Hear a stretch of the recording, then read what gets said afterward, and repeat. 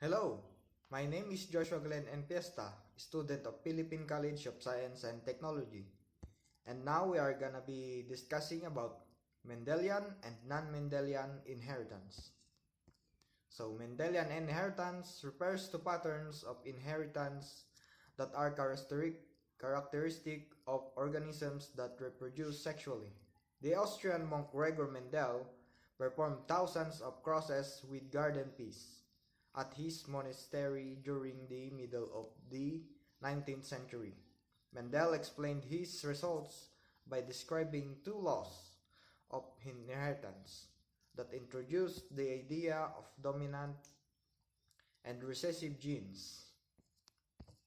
And Mendelian inheritance refers to the kind of inheritance you can understand more simply as the consequences of single gene. So in human genetics, for instance, when you look at a condition like Huntington's disease and you see that it follows his pattern, where an affected person who passes that to a child, the child has a 50% chance of being infected.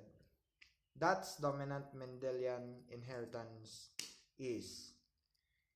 Hemophilia, where you see a condition where the female seems to be unaffected, but there's X-linked inheritance that's also Mendelian. Or cystic fibrosis, where it's autosomal recessive. You can model that also by Mendel's rules of the consequence of a single gene.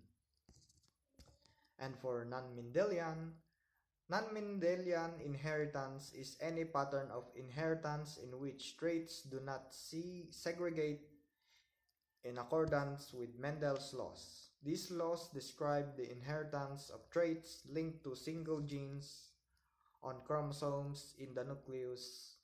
In Mendelian inheritance, each parent contributes one of two possible alleles for a trait. If the genotypes of both parents in a genetic cross are known, Mendel's law can be used to determine the distribution of phenotypes expected for the population of offspring. There are several situations in which the proportions of phenotypes observed in the progeny do not match the predicted values. And that is it. Thank you po.